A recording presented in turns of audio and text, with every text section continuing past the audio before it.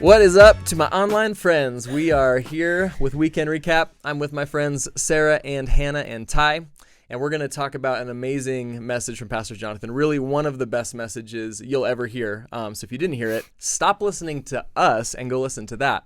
But in the meantime, one of the things Pastor Jonathan did share, spoiler alert, was he talked about one of his embarrassing stories with Amy.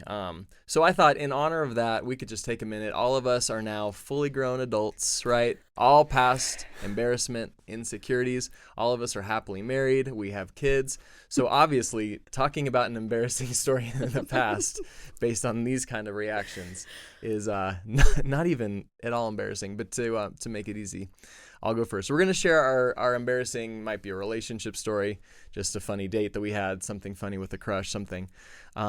So mine is not like the most embarrassing thing in the world, but it's the thing that's the most embarrassing about it is it just kind of shows I was a little pathetic because Christine, who I'm now married to, been married for almost 14 years. So that's the end of the story. Sorry, I could have saved that. How embarrassing! And now we're married. Get out. Anyway, that's how it ends. But so we went to a Christian Bible school together, and Christine was the person who would sell books for the guest speakers that came in. So she was set up at a table right outside of the main auditorium. And I was I loved her so much, this is before we were dating. I was just man, this girl's amazing. She's so beautiful. And I would just want to try to time it where we could walk into the auditorium at the same time. But I had to be strategic about it because she couldn't go in there. I love when Marcus laughs. I wish we just need a camera on Marcus so that we can just enjoy when he laughs. So I tried to be strategic so that by the time she was wrapping up selling books, which usually was a little bit late, worship had just started and she'd walk in. I tried to time it I just happened to walk in at the same time, whatever, crazy. We're walking in together. All right, super cool. So I remember this one day, I was waiting for that time and I was I timed it perfectly. So we end up walking in and she's walking at the same time. I'm oh, how are you doing? So good. See, it was totally natural that we're walking in at the same time. But I remember thinking she looks really pretty. She was wearing this really pretty pink shirt. She had a matching ribbon or bow or something, whatever it is probably whatever I said was wrong, I'm sure. Because she's it wasn't a ribbon, it was probably a scrunchie. Ribbon. Probably not a scrunchie either. I think it's just but you know you remember what. Well, here's why I remember. Because I was trying to think of what's a really smooth compliment that's just gonna melt her heart and be man, this guy really sees me, he really cares about me. So she's wearing, like I said, she's wearing a nice pink shirt, and I was and this is all that my idiotic brain could think to say to a pretty girl. Again, this has to melt her heart. Someday she's going to fall in love with me, and it's going to start at this moment. So I said, "You are wearing a lot of pink." That's it. That's all I could say. And she was just "Uh-huh. Yep. Thanks." It's and I just remember walking away idiot. That's all I could say is you're wearing a lot of pink. Am I insulting her? Do I just am I bothered by the color pink? Whatever it was. It was so stupid. So, listen, ladies, guys try, okay? We try. We're not always smooth, but we are trying, okay? So that's what I got. So, Ty, come on, you got to have something. I don't know how you can top that. You are wearing a lot of pink. Very good. It's pretty smooth. I was, I think, 20 years old, and I had just met my wife, Jerry. We were not dating at the time, but I wanted nothing more than to date her because I am convinced she's the most beautiful woman in the world. And I hope I'm winning some points right now by saying that, but there's not a scoreboard. I think some people think there is a scoreboard. Anyways, so we're not dating at the time, and we take this little weekend retreat with a group of young adults, and myself and another guy are kind of leading the weekend. It was a Christian group, and we were leading the weekend. We had rented a cabin. It was great, and one day we were going to go skiing.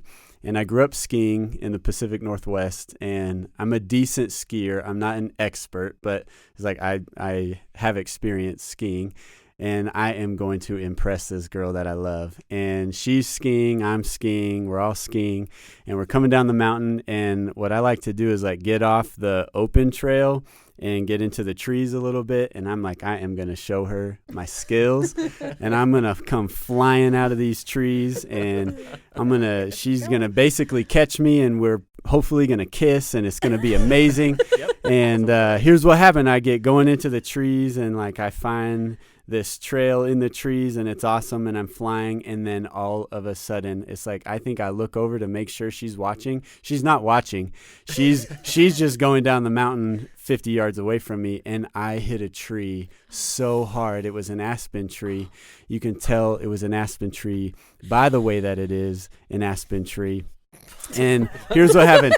You guys haven't ever seen that video. You got to look up that video. It's an amazing video. It's called Neat Nature. It's great. Shout out to those guys. They made a funny video that made me laugh like 9 years ago. Look at this.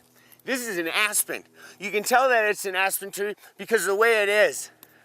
All right, moving on back to the story. I hit this tree so hard, and I fell down on my back, and I didn't move for like a minute. And then a friend of mine named Chris, he rolls up on his snowboard, and he's like, "Hey, man, you all right?" And I'm like, "No, I'm not all right." And he picks me up out of the snow, and I have like on the side of my face from the top of my head down to my chin, this like black and blue aspen tree mark, and like I don't know if I had a concussion or not. I didn't feel good for a few days. And when I finally saw Jerry, she didn't say like, "Wow, that was amazing," or "You are the coolest person in the world," which was what I was hoping. She said like, "Where did you go?" And I was so devastated. I was like, "Where did I go? I went to impress you with my life and win your hand in marriage, and I hit this tree, and I don't think I'm okay, and I should be wearing a helmet, but I wasn't wearing a helmet," and I was definitely embarrassed. But it worked out anyways. No girlfriend and a bruise. No girlfriend, big bruise on the side of my face. That was embarrassing. Couldn't think clearly, and it hurt to walk. Smooth. Love hurts. When Adam and I were dating, I had gone out to California to visit him because he was in the Army and he was stationed out there. And so this was over Valentine's Day or close to it, and it was this really fancy restaurant in Long Beach, and for sure the fanciest restaurant I had ever been to at this point. It was like in this high-rise building, and you went in and there was like a bellhop that took you up to the restaurant, and there was a dress code. So, I was in this like gorgeous dress, and Adam was all dressed up, and I already felt like I did not belong anywhere near this scene at all. And we were sitting at the table together. It was like a 3-course meal, and they brought out the first, little plate of hors d'oeuvres, and there were these like triangle shaped pieces of cheese, because that's the shape of cheese. And there was some like, I don't know, these like bread pieces and crackers and stuff. And I was starving because when you are dating someone, you don't eat that much. I don't know why. Why? That's a female thing, or maybe it's a me thing. I don't know. We eat a lot because we're trying to impress people. Like when she sees how much I eat, she's gonna be so impressed. Yeah, actually, that actually makes me think of another embarrassing story that happened, but it's fine. We're already on a roll here. So I was like so hungry. This plate just looked delicious to me, and I dug right in, took a massive bite of this cheese, and about 2 seconds into the bite, realized it was butter. Oh. Not cheese. But I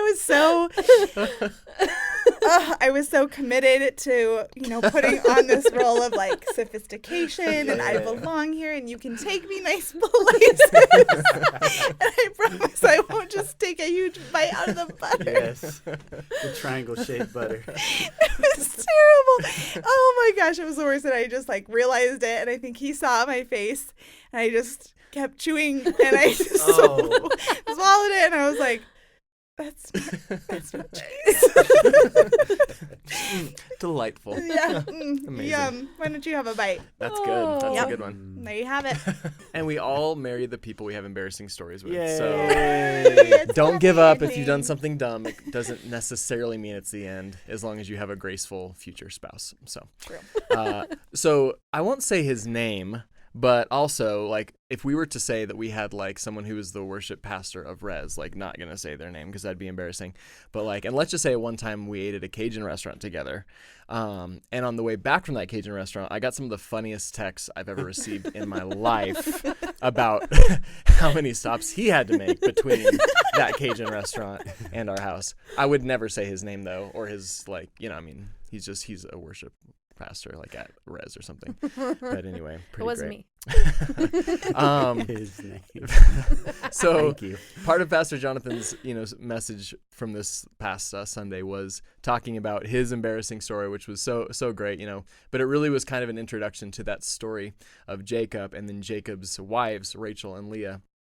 And that story is really not even something I can just give a quick synopsis of, because it's really a really pretty amazing story. And he just brings out pieces, from it of really helping us feel what might they have been feeling in this moment. What was Jacob feeling? What was Rachel feeling? What was Leah feeling? And if you know the story, Leah was kind of the unwanted sister. So the story kind of starts to focus around her and the way that she felt. And Jonathan talks about identifying with her, identifying with the one he would call not the beautiful one, not the wanted or the attractive one. And by the way, if you guys haven't checked it out, there's a discussion guide at Rez.Church/Watch Party, which is a great discussion guide for your small groups. That's what we use in here. And one of the questions on that discussion guide that really stood out to me is, have you ever had a situation in your life that isn't the way you wanted it? Maybe you even could have avoided it, but in the end, you could see that God really used it to bring you closer to him. And that's part of that picture with Leah, was that, she was unwanted. This didn't go the way she wanted. She struggled in her marriage. She struggled being a mom and just feeling like, what's my place? But ultimately, it brought her to a really great place where she really connected with God through that. And actually, we talked about Christine. So the story I just told you guys was when Christine and I were 20, we actually had dated when we were 16, like for a little bit, met each other on a mission trip. And like, I was in love. Like that was before texting. So we would like instant message each other, like, until wee hours of the night we were talking. I was absolutely smitten. I came home and like we did like a missionary or a mission trip picture swap, because that's where I met her, was on the mission trip. And like all of the pictures I kept getting was like, I'll take that one. So I had like 100 pictures of her. Anyway, totally in love. But there came a point where it's like we broke up. We're 16. I was living in Colorado. She was living in Texas. We broke up, and it really was hard for me. And what I realized is that I was actually looking for some of my identity to be her value for me. Like, does she value me? How does she feel about me? Like, am I attractive to her? And then when she broke up with me, I felt like all of this important stuff that I was standing on kind of melted away. And I felt really like fragile, like what is happening? And God really used that situation. It was devastating at the time. But through those times, like in the next year or two after that, God really used that as an opportunity for me to really learn who I was as a son of God, as a man, like separating that from what do other people think about me and just who am I to God? What does that mean? So that's not a situation that I would just like look forward to experiencing the pain of that moment again. But at the same time, I grew so much from that. I don't think if I would not have gone through that experience, I don't know if I would be the person that I am today. I don't know if I would have like the confidence that I have, the relationship with God that I have. So he used that pain and was able to redeem it to really help me grow, to get closer to him, So that's something that stood out to me a lot. Yeah, I love that. I love when Pastor Jonathan talked about Leah's journey through that very thing of like, if I have a baby with him, maybe he'll love me, or if I have another baby, and she kept naming her kids kind of accordingly, like maybe at least he'll be connected with me. And we don't know what happened in Leah's heart or in Jacob's heart between there, because at the end he chooses to bury her in the special place. So at some point that changed.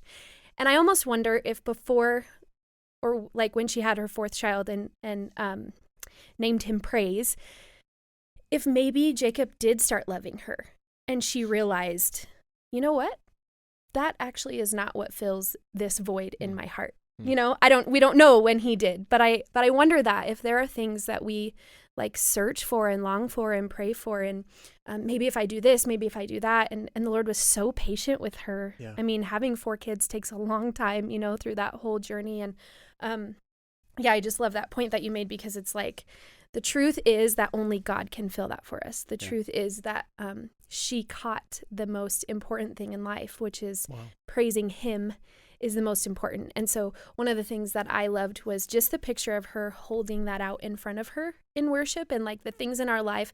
Sometimes it's really easy to like put things behind us, or put some makeup on them or move them to the side and like, okay, God, now I can praise you. And like with her other kids, it was like she named them that way. But with this one, it was like, no, he's out here in front. I'm going to have this painful thing in front of me, and I'm going to worship you with that in front of me instead of with that hiding. And I just think that that is so powerful when we get to a place that it's like, Like, I am not going to pretend this isn't existing. I'm going to hold it right in front of this broken thing. And it's like in John 15, it talks about the vine dresser. And it says the Lord props up the branches that aren't bringing life, that aren't, and it's like sometimes we just skip onto the pruning but to skip over that is exactly what this picture is like the Lord will put that in our view, in like right in front of our face, and give us the opportunity to worship in spite of these painful or dead things in our life. Wow, that's really good.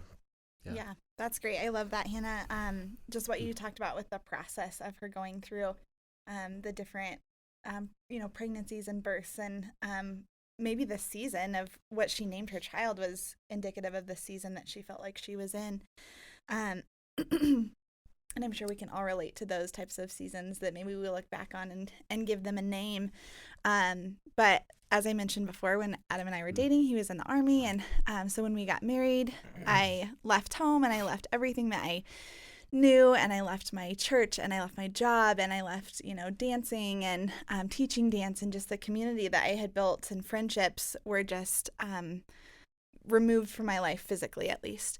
And I just remember feeling so lonely when I got out to this military base, and none of my family had ever been in the military. So it was like feeling like moving to a foreign country, really, just because the language is different and, the protocols are different and how you act. And, I can't hold his hand when he's in uniform in case he needs a salute, and just all of those things. I just felt like I don't even know, like I feel out of place. I don't know these things. I don't have anybody to talk to about it because nobody would understand. And as I, was trying to make relationships with people, it was like they would move, and I just felt so isolated. And when I think about that season, there was so much good because it was our, we were newlyweds, and it was great to have that time together, kind of away from family, just to solidify our family and our marriage and our values and stuff. But when I think about that season, it certainly is plagued with loneliness, but it's also, it was also a time in my life when I grew more in my personal intimacy with Christ than I ever had before. I remember it was my 21st birthday, and Adam was gone. He was training, and I was sitting in our little house with our dog, just totally alone. And my family had all gotten together at my parents' house, and they called me and FaceTimed me. So they were all together, and they sang me happy birthday over FaceTime, and I bawled. And I cried, and my mom couldn't look at the phone because she was like, I can't see her cry, like I can't see her hurt. And that was just like how I felt. It was just like, oh my gosh, like I was craving community, I was craving friendship, I was craving people who I could just be with, even if it was just like in the same room with. Like I didn't even need to have a deep conversation. I just needed to like feel someone there. And really, like in the middle of that, I had a hard time seeing, especially the first couple months, like first year I was there, it was just a lot of depression, a lot of loneliness that I hadn't ever experienced in life before, ever. We were young when we got married, and it was just like, how do I even process this? How do I even get through this?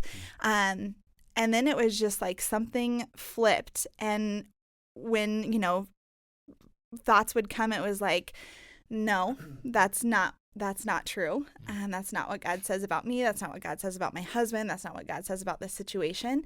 And then it was like all of a sudden this monologue that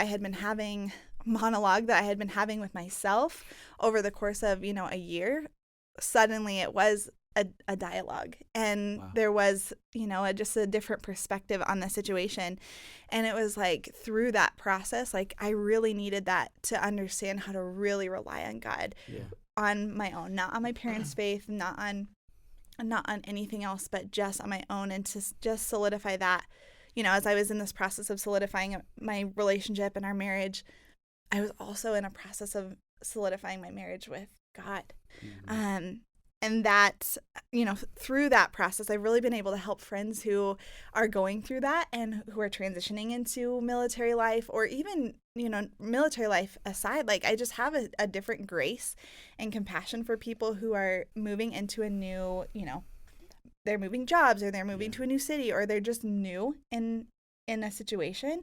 And it's like, okay, let me help you. Like, let me help you find your place. Let me help you get connected. Like, I never would have understood that had I not gone through that. And that's, I think, one of the questions on the study guide is like, what's something that, you just couldn't understand in the moment, but now you can see it on the other side and see how God really used that. Yeah. Wow. Sarah, I love that. I've never heard that side of your story before. And I think if we look at scripture, even almost a biblical template for your experience, and it's incredibly relatable for so many of us, where you felt alone, you were out of your norm, you and Adam had gone out on your own, you were away from everything you knew in life, and you felt alone and you experienced loneliness, and that's where some of the most foundational moments of your history with God really were formed. And I think of Moses, like he left Egypt and he was out of his comfort zone, and that's where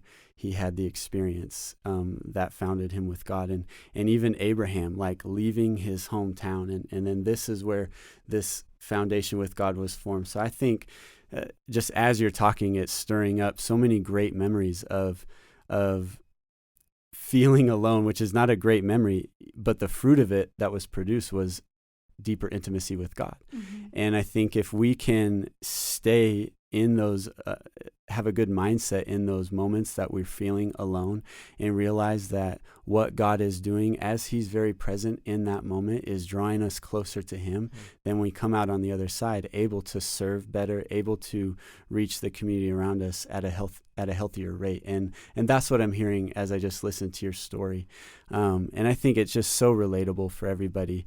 I had a similar story. It was a few years ago. I had about 4 months where I was unemployed, had left a job because I thought I had another job lined up, and it fell through, but had already left the other job, didn't want to go back, and was putting in applications every day, yet nothing was breaking through. And I had a moment where I felt so alone and really broken. Like, I've got a family to provide for.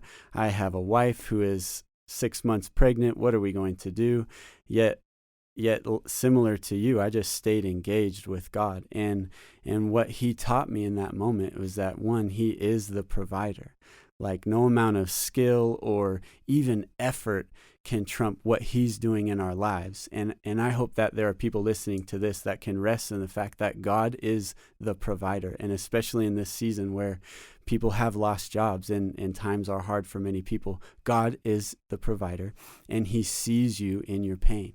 And he brings us through these moments. And he brought Jerry and I through this moment of pain and loneliness and uncertainty to a place where I am convinced that he is good, that he's actually always working good on behalf of us.